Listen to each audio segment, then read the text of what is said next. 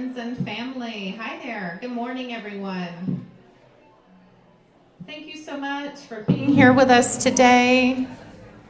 We do have some wonderful music that we're going to have played for everyone while we get settled.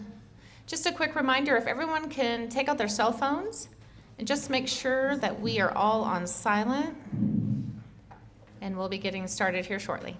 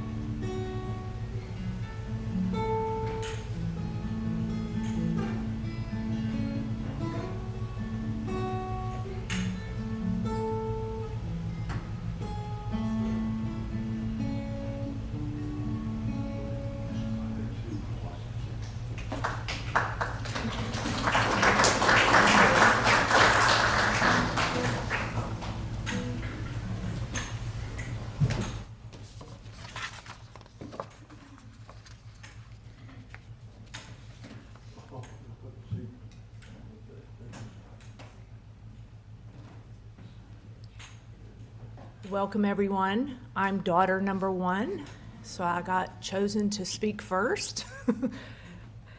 We are going to thank you for being here today to celebrate the life of a truly remarkable man.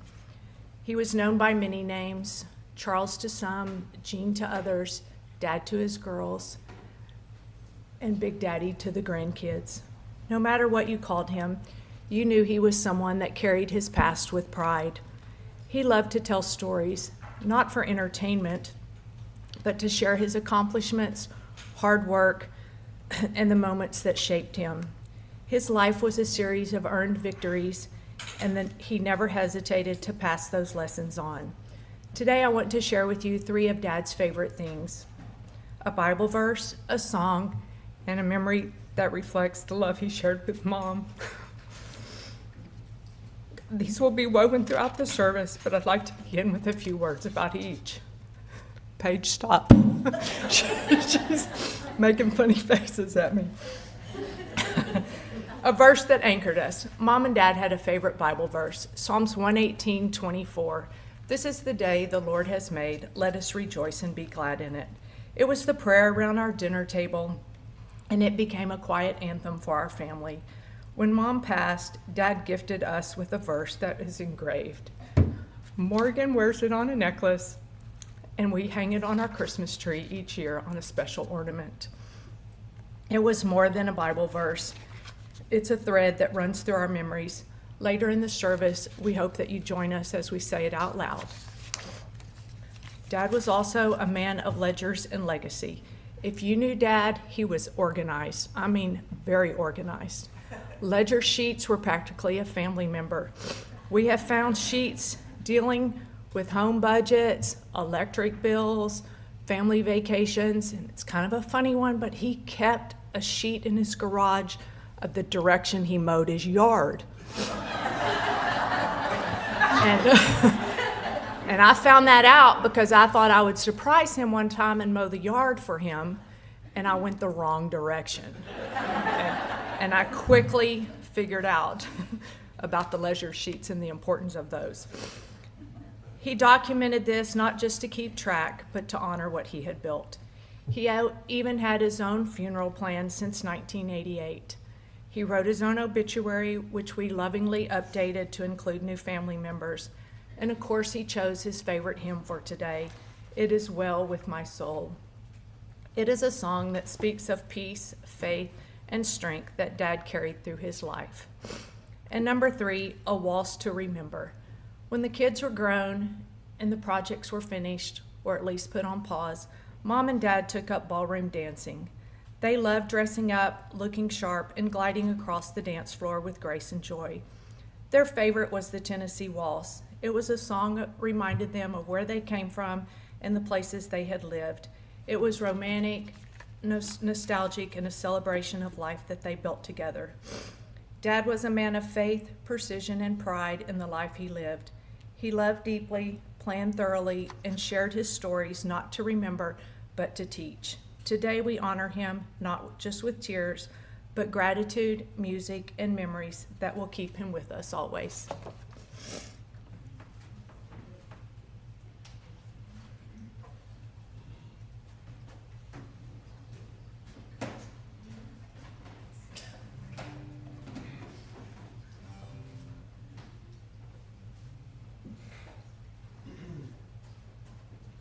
Hi everyone, my name is Ezra. I'm Eugene, or who we call Big Daddy's youngest grandson.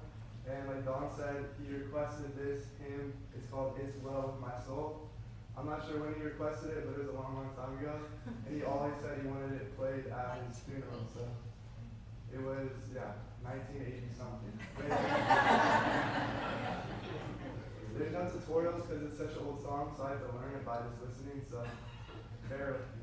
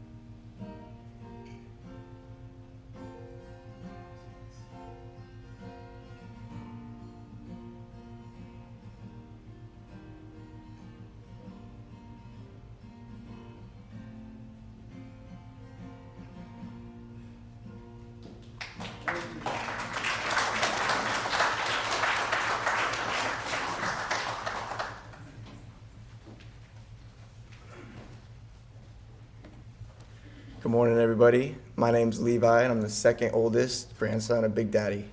So back in the 6th grade, I had a very interesting school project where I was able to interview both of my grandfathers and write a report on it. And today I wanted to share with you 2 questions from my interview with Big Daddy. And I did the whole recording interview on voice memos on my phone.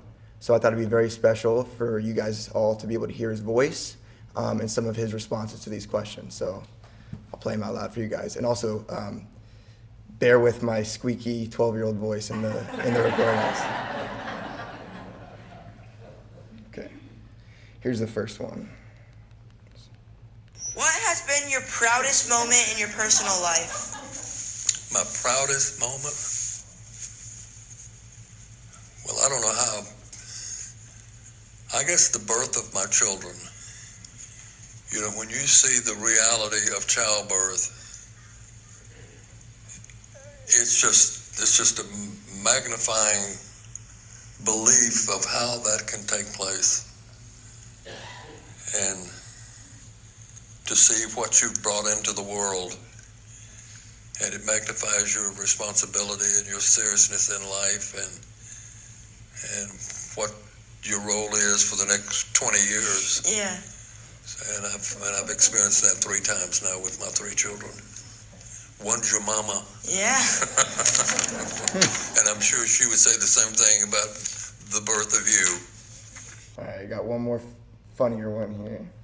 Describe the worst thing my mom did when she was growing up. What were her consequences? Your mom? Yes. I better not tell that one.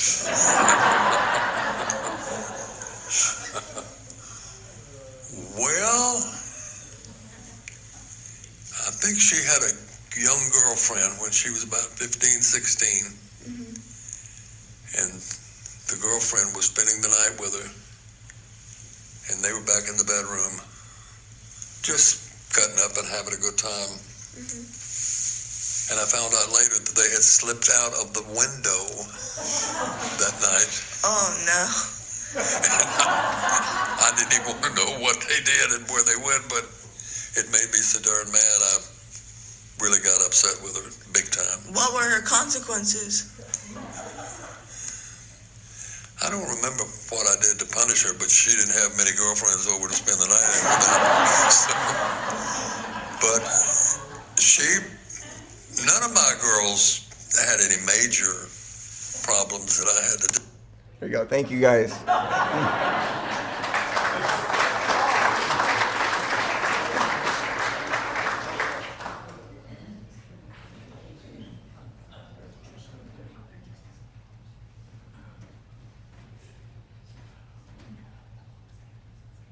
I don't believe anything of those words that Big Daddy said. That's not true. That girlfriend might be here on the second row, but.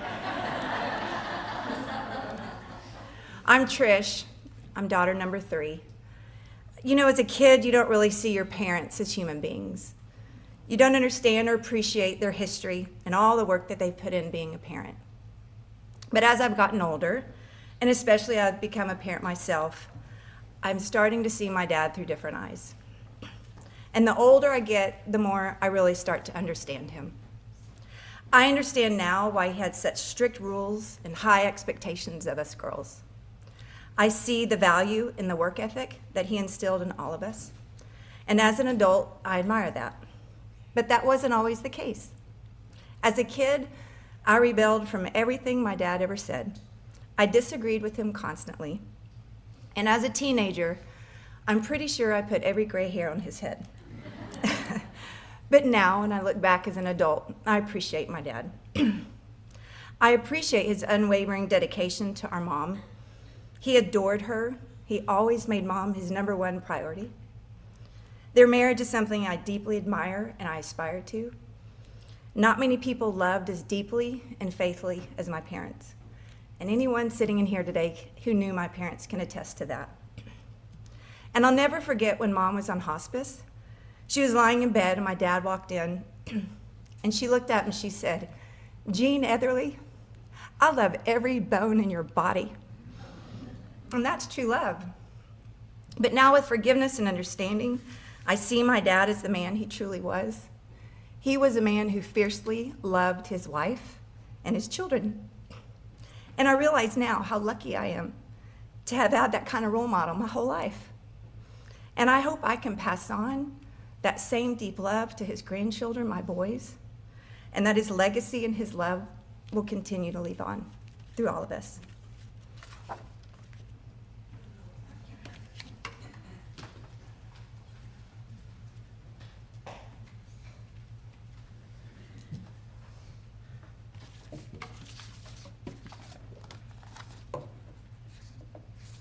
Sorry, guys.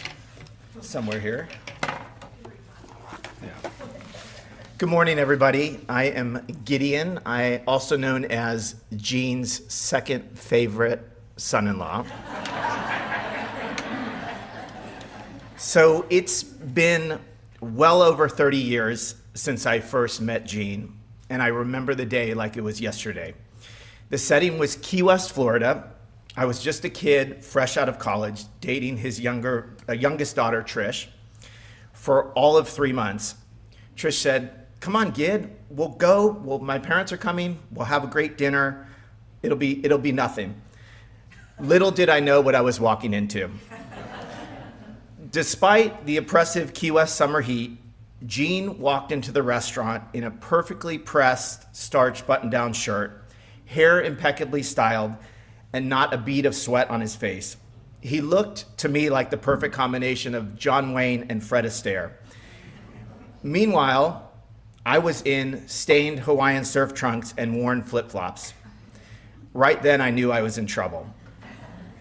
I'll never forget his bone-crushing handshake and the stare down that seemed to me to last about 5 minutes.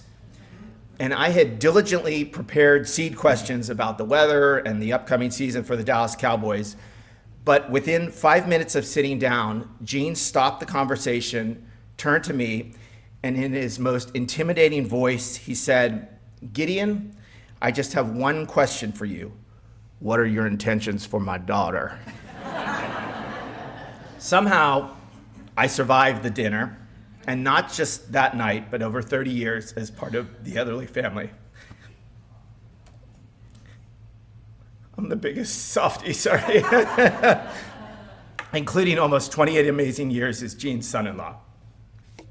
Considering that Trish once told me about an ex-boyfriend Gene literally tied to a tree outside their house, I guess I should consider myself lucky. So to understand Gene, you have to go way back. He grew up in Nashville in what he called a shotgun house because you could fire a gun from the front door and would go right back out the back. He had a tough older brother, Richard, and a single mom who was even tougher. From her, Gene learned self-discipline, hard work, traits he carried for his entire life. With no room for self-pity, Gene channeled every bit of frustration, sadness, and childhood deprivation into determination and success. At just 10 years old, he became the #1 magazine salesman in Nashville. In the 60s, he was on the road week after week until he made the President's Club as the top tire salesman in Arizona for U.S. Rubber Company. And after over 50 years in life insurance and investments, Gene earned Rolexes, luxury trips across the globe, and a loyal client base, many of whom were lucky enough to receive a stick of Doublemint gum and a handwritten birthday card from him every year. Gene never did anything halfway. That applied not just to his work, but to his personal life. Don stole my thunder a little bit on this, but his lawn was as manicured as a major league outfield, his garage so spotless you could eat off the floor, and his physique, well, let's just say Arnold Schwarzenegger would have been jealous at certain points in Gene's life. But the most important thing in Gene's life, without question, was family. Dawn, Paige, and Trish might like to think that they were his #1 priority, but we all know the truth. Pat was always at the top. No matter what, Gene made sure Pat had jewelry, trips, and even the occasional fur coat. He and Pat filled their years with square dancing at Swing Time, tennis at Hewlin Tennis Club, and ballroom dancing. Even in the final months of his life, Gene's spark was still there. When we visited him in July, He was bedridden but sharp as ever. He shared stories of glory days on the basketball and football fields. At one point, I stepped out of the room. When I came back, there was Gene, 90 years old, lifting the sleeve of his gown, showing my sons Levi and Ezra how to impress girls by flexing his biceps. Enough said. Over the years, I came to admire so many things about Gene. Sure, I'm jealous that at 90, he had a better head of hair than I did at 30. And yes, his car collection definitely beat my lineup of Toyota Priuses. But beyond his macho exterior, Gene was full of love and made sure his family knew it.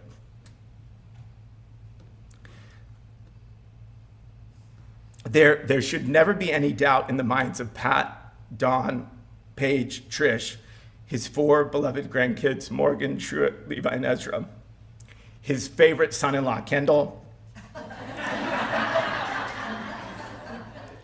his daughter-in-law, Treon, and even me, the liberal son-in-law from California, that he loved us all deeply.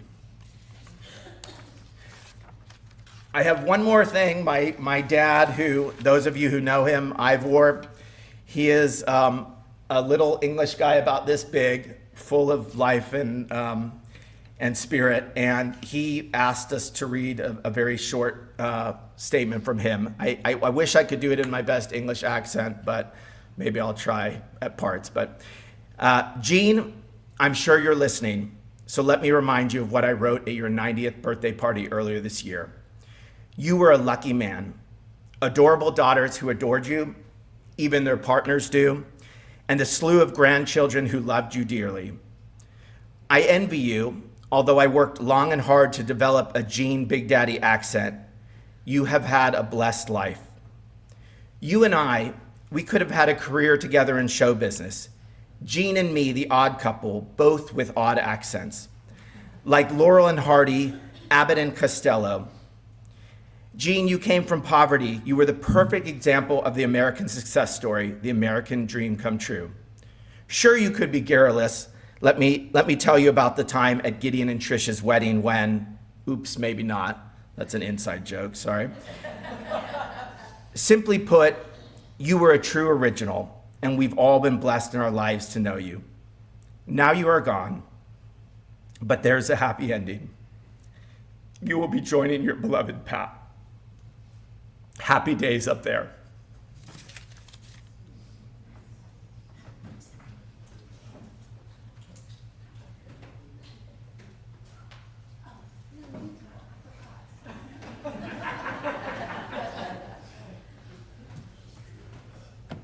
Hey everybody, there are so many of you right now, and thank you for being here. Big Daddy would be absolutely proud there's so many people at his funeral. If he was there watching, and honestly I think he's probably busy hanging out with my grandmother, but he'd still be really proud to be you, and in his voice right now, I can hear him. You mean to tell me you wore a pink tie to my funeral? Big Daddy, he didn't like pink. He didn't like a lot of things. He was a pretty opinionated man, and you guys know him, you knew that. But let me roll it back a little, okay? I'm Truett Killian, grandson of Charles Eugene Eatherly. I am grandson number 1. I'm the favorite. Levi, Ezra. Sorry, losers. So Big Daddy, he was born in the Great Depression sometime to a single mother living in a shotgun house, thanks Gideon, and it's just a different world back then. You know, there was no social network, there was no safety net, there was none of the, programs of helping people that we have today. So he had a hard life growing up with his mother, and I think that always stuck with him. And so I think his whole life working hard, really, I think just Big Daddy, if you look at him now, it's like he has this grand plan of everything that worked, but I don't think he ever did. I think for Big Daddy, whatever was in front of him, whatever it was, if it was his job, his children, his wife, any of that, I think he just did whatever was in front of him. He had his first heart attack very young, thought it was going to kill him.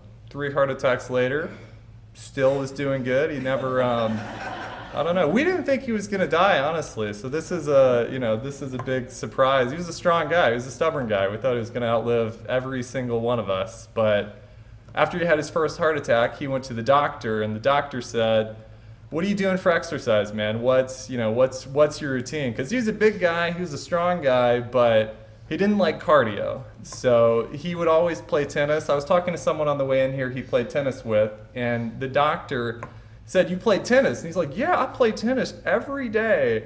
And the doctor, he said, "You know what your problem is? You don't go out there to play a game. You don't go there to exercise. You go there to beat the hell out of the ball."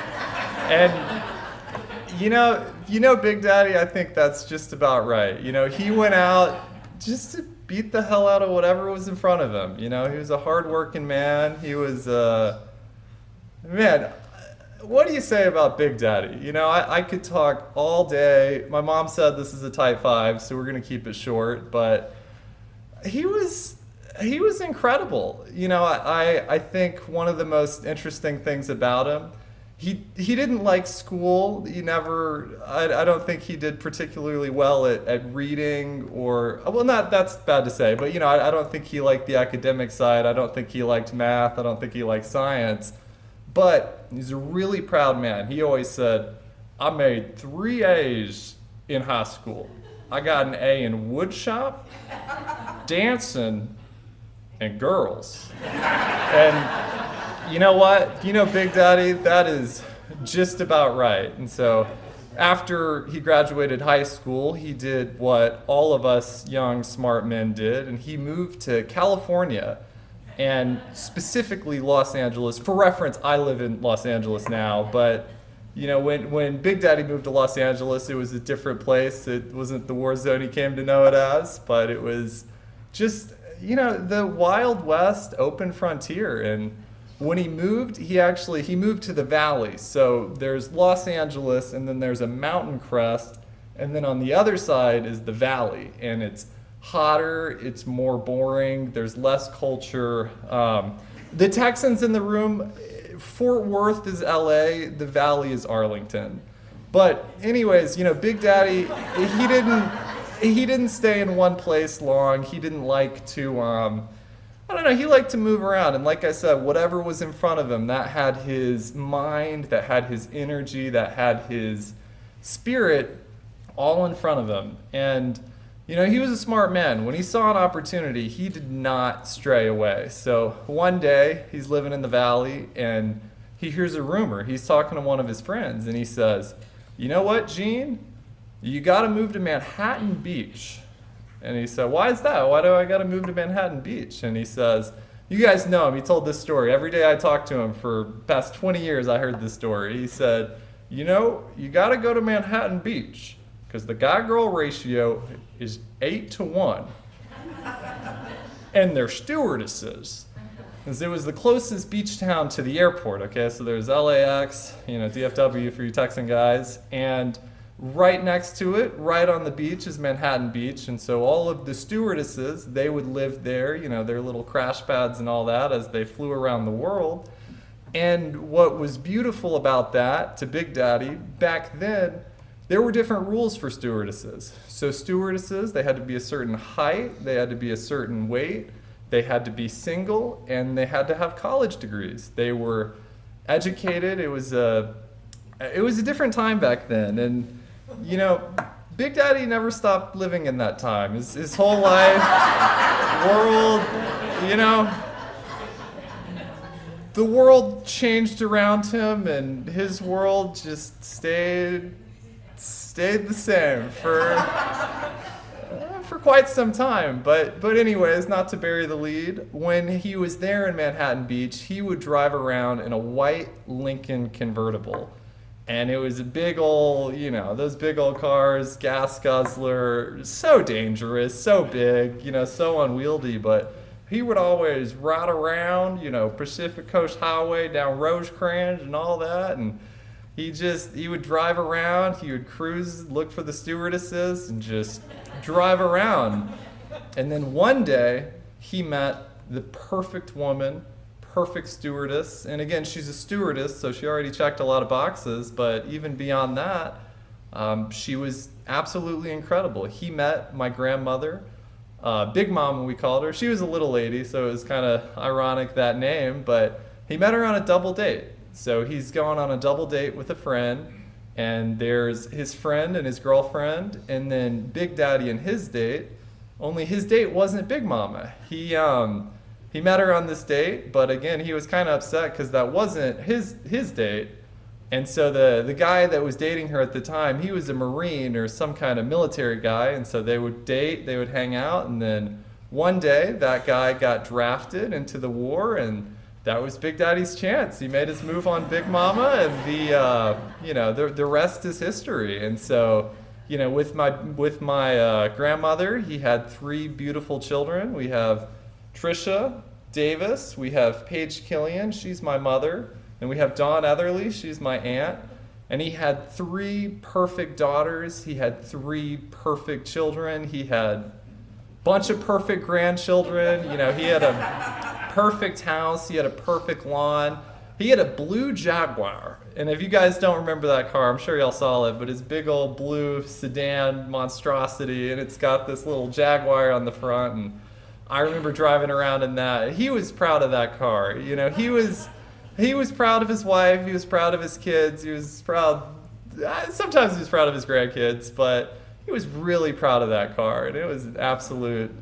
It was a beautiful machine. I wish we still had that in the family. But, anyways, just to kind of tie it together, I'm 27 years old right now, and after college, I moved to Los Angeles, and I moved to Culver City. So Culver City's kind of in the middle. It's a cute little quaint town. I lived there for a couple years, but anyways, it came to a time a couple years later I decided to move. And so I moved to Playa del Rey, California. And so Playa del Rey is actually the closest beach town to the airport. So if you look at Manhattan Beach, if you look at Dockweiler, if you look at Playa, as we call it, Playa is actually closer to the airport than Manhattan Beach was. And I was really excited to talk to Big Daddy. I like to write him letters. I like to talk to him. He couldn't hear well towards the end of his life, so he had these earphones and a microphone. And I remember telling him, I said, you know what? I moved to the beach. I moved to Playa del Rey. And Playa del Rey is actually the closest beach town to the airport.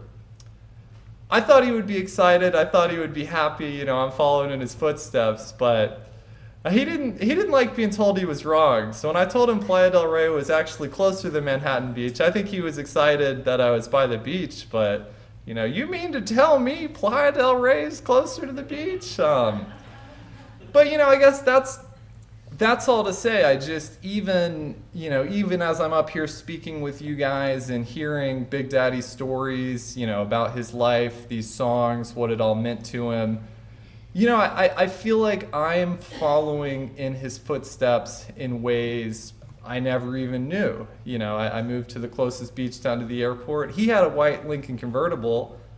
He rode with the top down. I have a white RAV4. I drive with the windows down. So it's kind of cool. It's kind of close, kind of similar. But, moved to Los Angeles. I moved to Playa del Rey. And I don't have a girlfriend. I don't have a wife. None of that. But you drive around the beach, and there's a lot of cute girls out there, and I don't know.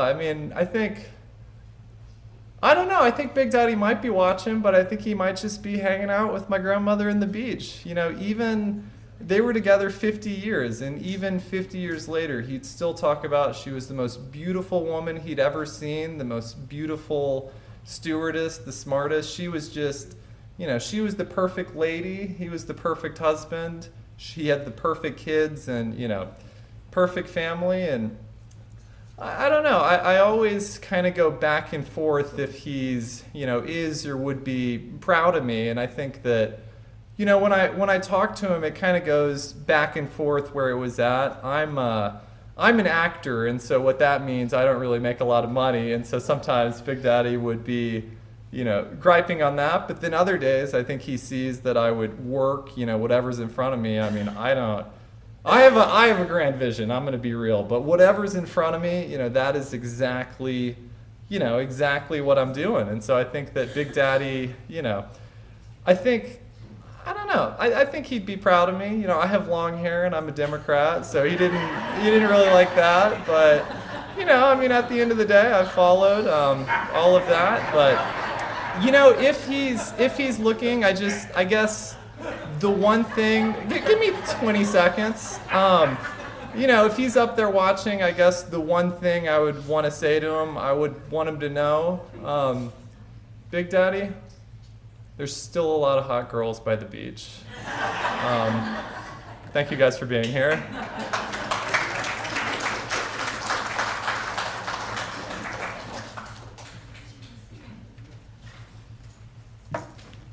That's a hard act to follow. I am daughter number 2, and I can't see anymore. So here we go. My dad, Big Daddy, he came from very humble beginnings, and like we said, he grew up in a shotgun house. And when he was just 7 years old, he lost his father. Life could have taken him down a very different path. And for a while, let's just say he did some wild and crazy things as a young man. Some things I don't think he told us about. But somehow, through grit and determination, he pulled himself up by his bootstraps.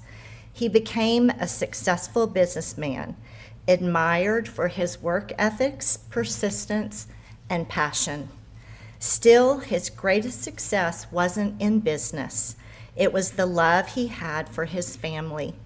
He married our beautiful mom, and together they built a life full of joy and adventure and deep commitment. Mom and Dad did everything together. They ballroom danced, they played tennis, they water skied, and they traveled the world. They also spent 40 faithful years at Southcliff, and I see a lot of y'all out there that remember those days, serving their community and deepening their faith side by side. When we lost my mom nearly 20 years ago, it was a shock. We never imagined she'd be the one to go first. Dad missed her deeply every single day.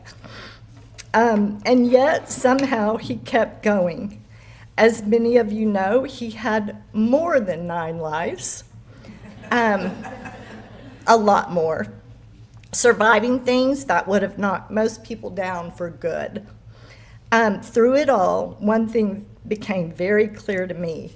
My dad was one tough cookie. These last several years haven't been easy.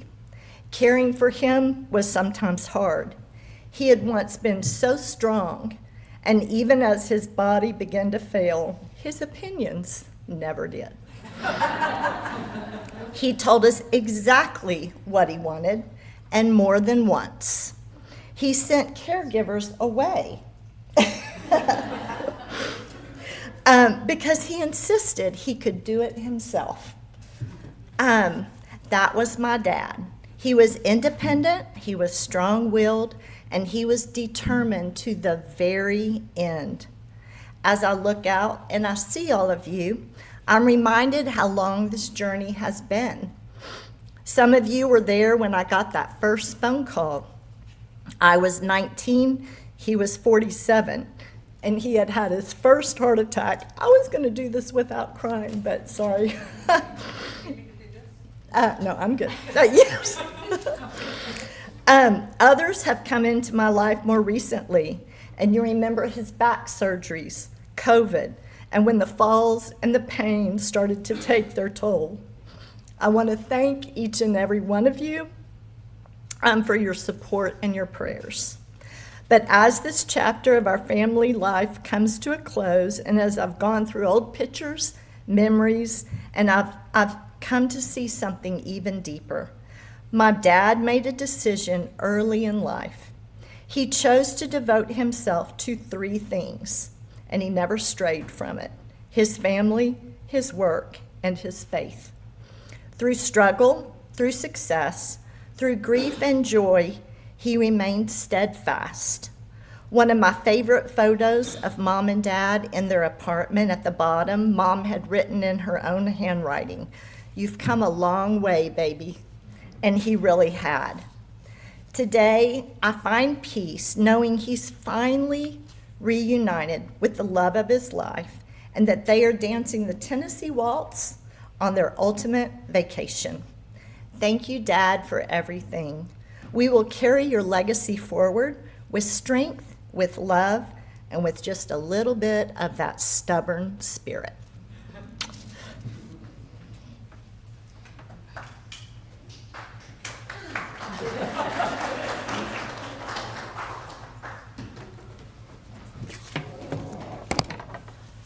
Might need those glasses in a minute. Let's use this. First of all, I want to say what an honor it is for Gene to have his children lead his service. It's quite unusual and it's quite a nice thing. One of my neighbors told me one time that if you want to know how a person really lived and how they were, look at their children and see the lives that they've lived. I will say that this has been a season of grief for both sides of my family. A lot of you know that my father, who just turned 91, died about 3 weeks before Gene did. And the whole planning process has been this big deja vu experience, not necessarily a good thing. But most of you have been to funerals where the preacher leads the service and he basically is leading the service to someone he's never met before. Well, for me, that was always a little awkward and puts me on the edge of my seat trying to figure out what he possibly could say next. Well, this morning I've got some good news and some bad news for you. The good news is I've known Gene for about 40 years. And the bad news is I've known Gene for 40 years. And the bottom line is I know a lot of good things and a lot of bad things about Gene. But just like most people in the Bible, whether it was Moses, David, or Jonah, or whoever, Gene wasn't perfect. I'm not perfect, and neither are you. As Dawn said earlier, Gene really was a big planner. He planned everything. He really did. His appointments, his finances, his trips, everything. He planned his funeral in 1988, he said, and I just realized yesterday when someone said that, I'm like, that's the year I met him. Gonna have to think about that one. Dawn mentioned the ledgers that were part of the family. His funeral plans were not just pieces of paper, scribbles on a piece of paper. Everything was laid out. He knew where it was going to be. He knew who was going to sing. He knew who the preacher was going to be. He knew who the pallbearers were going to be. He knew everything. But around the year 2000, things started to change, especially to the list of pallbearers. First, Gary Wood died. I think that was like 1999. And then Gene would get out that green scribble thing and he would scratch it out and he'd pick somebody else. And he would always say, who else do you think could do this for me? And as time went on, other people died, other pallbearers, Terry Roberts, Judge White, Charlie Anderson, Ben Woolery. The real problem was he was outliving his friends. I had lunch not too long ago with Jerry Yao, and Jerry was telling me this story about he has a lunch crowd that he goes to lunch with every once in a while, and I guess there's 10 or 12 people in the lunch crowd, and the lunch crowd is dwindling down, and Jerry says, and I'll never forget there, he says, I think I need to find some younger friends. But the moral of the story today is we've made some minor modifications to the funeral service that Gene had planned. These were modifications not just to the pallbearer list, but because it's an unwritten rule in our family that no two relatives can live in the same state, we decided to have a family-only gravesite with no pallbearers. Laurel Ann says, no problem. Long story short, his pallbearers were replaced by a green utility trailer pulled by a John Deere tractor up to the gravesite. I'm positive that Gene is looking down from heaven and is not happy. But as everybody has said, Gene came from a rough part of Nashville. He lived in a small shotgun house. His father died very early before he probably ever knew him really well, and his mother, Nani, was a single mother in their formative years. She was tough. She had to be, going through what she did. And for the longest time, it was just Gene and his brother Richard. I call them the modern day sons of thunder. Then along came a new husband, a sailor husband named Ab Truitt, and a little stepsister named Kathy. There's a lot of things I could say right now, but I'm just going to stop and shorten the story right here and say, you would not have wanted to be the mother of Gene and Richard. Earlier, you heard part of Levi's interview with Big Daddy. Last week at breakfast, Dawn pointed out the most interesting question in the interview. It was, who was the person that most influenced you in your life, Gene? Paige and I were sitting there trying to guess. I was guessing someone from the Bible. Well, it wasn't Jesus, it wasn't John the Baptist, it wasn't Donald Trump. It wasn't John Grisham. It was his brother Richard. You see, Richard was a mountain of a man. You've seen some pictures of him up here. Gene was probably 6'2". I don't know how tall he was. Richard was taller than him, older than him. And Richard liked to tell stories. And I mean, he liked to tell a lot of stories. Kind of like the ones that Walter Mitty might have told. You hope that most of them weren't true. It didn't take a rocket scientist to figure out that neither Gene nor Richard always made the right decisions in their younger years. Gene always tried to one-up Richard. As a child, he wanted to sell more papers than him. He wanted to be a better athlete than him. He wanted to live in a bigger house than him. And finally, in his later years, he just wanted to outlive him. Paige could tell you some really good stories that I would invite you to ask her about those. But I know you guys were looking forward to a sermon from me this morning, but I'm going to surprise you. I'm going to let Gene preach the sermon. You see, he wrote a letter to Richard back in 1979 about his life and the way he was living it. And this letter will serve as today's message. Again, the letter was written in 1979, September 4th. Dear Richard, this letter is terribly hard for me to write. I hope I can express myself the way I want to, but more importantly, I hope you receive it for its proper intent. I have been wanting to say these things to you for 4 or 5 years, but have found all kinds of reasons and excuses for not doing so. After spending a few days with you last month, I now feel even more compelled to share and express some of my innermost thoughts and feelings. God began working with me a few years ago, attempting to change my lifestyle. This caused me to do some real soul searching and asking myself, what are my convictions and what do I truly believe about godly things? I gradually began to realize that the sinful things I used to like and enjoy doing, I was beginning to hate. And the godly and spiritual things I used to dislike, I was becoming more and more attracted to. I guess I was being told by my conscience that life itself is God's gift to me, but more importantly, what I choose to do with my life is my gift to God. I finally concluded that since my natural, self-centered, sinful inclinations were directly contrary to God's principles, that it be essential that I rearrange my priorities, attitude, thoughts, and all future decisions within His frame of reference. Richard, sometimes when I slow down long enough, I have a deep spiritual hunger. I have found that it's amazing what God can teach me if and when I allow Him to do so. He wants to teach me more and more, but my limited capacity seems to resist what I know God wants me to be. I have spent a tiring lifetime trying to succeed in order to buy tangible things, which symbolizes success, which would feed my pride and, as you know, only temporarily satisfy. I have found myself doing and acting certain ways to please people in order to feed my ego. I never once asked myself if it was God's will or pleasing in His sight. I try now not to do things just because they may be pleasing and acceptable by people, but be certain that everything I do, think, or say is pleasing to God. Then and only then are the people who love God also pleased with me. I can honestly say, Richard, that now I look for totally different things within a person to admire, the same characteristics that I believe God would admire.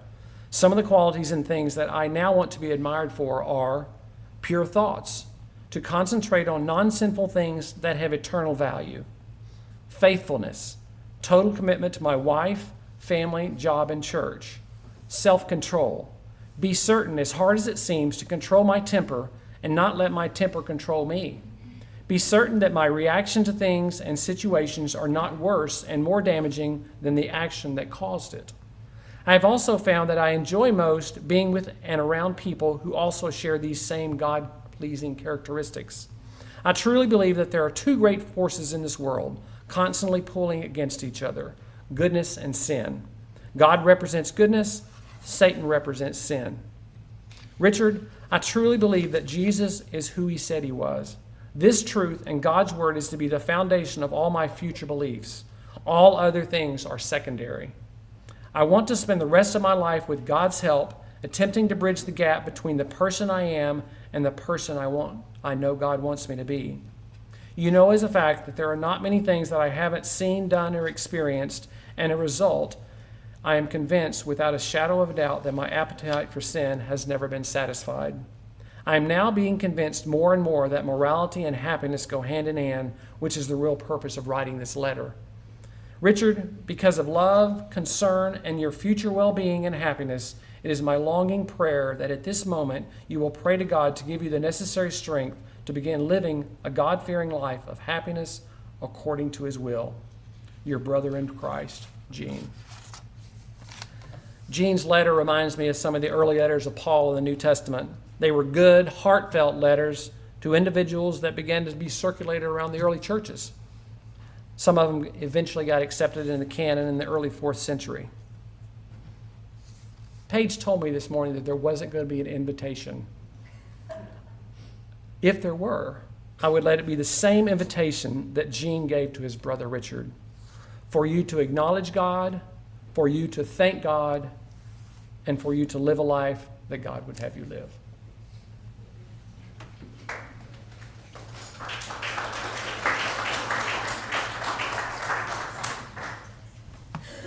Hello, everyone. My name's Morgan. I'm the oldest grandchild and the favorite granddaughter.